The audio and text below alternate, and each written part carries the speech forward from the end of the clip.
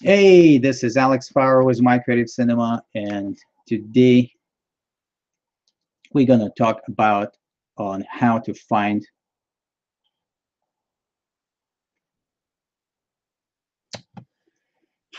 out what is your camera shutters count when you buy a used camera. And first of all, you need to download this program from the website sourceforge.net. I left the link here in the chat, and I'll leave also one in the description. And I do recommend to each time when you buy a camera, you buy used camera, look up with this program. Unfortunately, it's not working for all the cameras. The newer cameras with newer firmware update, Canon blocked that particular feature, which is kind of sad. You know, why Canon why Canon is doing that? It's just not right. Something is not right. So I do recommend to check out if you buy like cameras like 5D Mark III, 5D Mark II, 6D, 70D, 60D, you know, all these cameras, you'll be able to look up your shutter count, which is pretty great, you know. And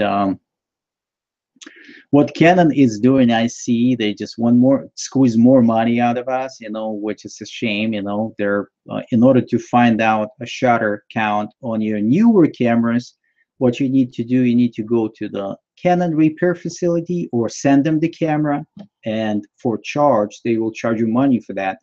They will tell you what the shutter count is, which is ridiculous.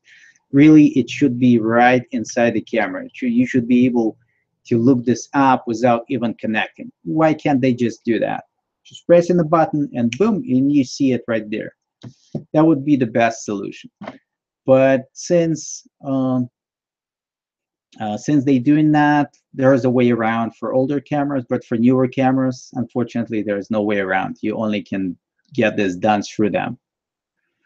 Maybe in the future, I don't see the way to look that up, because they just removed this information from the firmware. So firmware is not containing this information anymore. So you need to, it's somewhere in the camera. It sits somewhere inside the camera.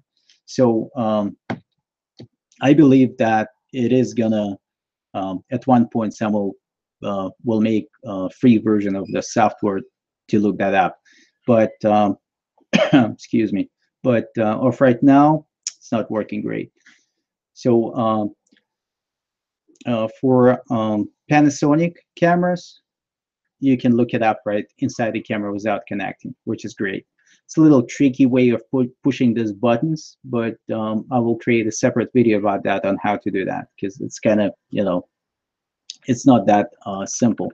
But you'll be able to do this from the third, fourth time, you know, fifth time, but you'll be able to do this with 2-3 fingers. You need to put 3 buttons at the same time, but you're able to look up this particular, there's a shortcut to that. You're able to look up your shutter count right inside the camera on Panasonic GH4. I know this for a fact, and I own 3 of them. So with the Sony cameras, I don't know, you guys tell me, Sony owners, is that the same case? You need to find some sort of a third-party software, or you can look inside the camera. Let me know who owns the Sony. Please let me know. I'll be glad to find out what's going on with that. Would be really cool if you can just look it up right inside the camera, just like Panasonic. Nikon, same thing. I didn't use Nikon much, so haven't had a chance to find that out. So you leave a comment if you own a different camera, and leave a comment, well, how do you find out what's the shutter count in it. So used cameras, they're like, there's good analogy, you know, so a friend of mine told me, they're much like used cars. If you have lots of miles in this thing, you know, it's just like on a car, you know, you buy a used car with lots of miles, and at some point down the road, you know, it's going to break down well, because the wear and tear, or because, you know, some parts going to be breaking or something.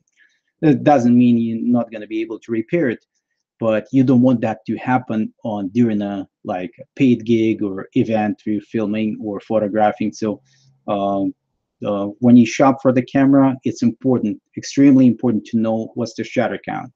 So this camera can come, I mean, this particular program can come handy for that thing. Also, I recommend to look at the person who you're buying from, ask him or her, have they used this camera professionally? If they did use professionally, probably the shutter count is pretty high, and they squeezed all the juices out of that camera before selling it to someone, before upgrading it. That's lots of people do that. I upgrade my cameras probably every other year or so, so I don't really put a lot of mileage on them. That I'm just trying to give other people opportunity to use it for another like few years easily. So but you know, the good thing about really high shutter speed, you know, if you buy it from someone who's on the camera like for professional use, you can bargain the price down. You can bring the price down. They will understand. Professionals, they upgrading their cameras once in a while. You know, they're buying a new one or buying the same one with low mileage, you know, low shutter count. So that's a good part.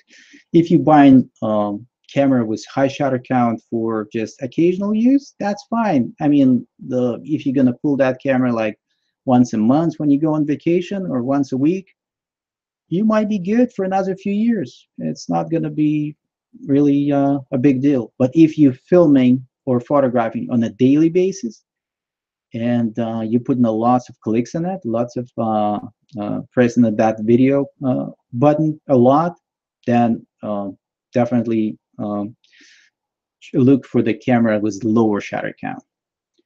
Let me know what you think. Let me know what is the good time for anyway. So let me know what's up, and if you like the content, please subscribe, like, drop a comment, and I will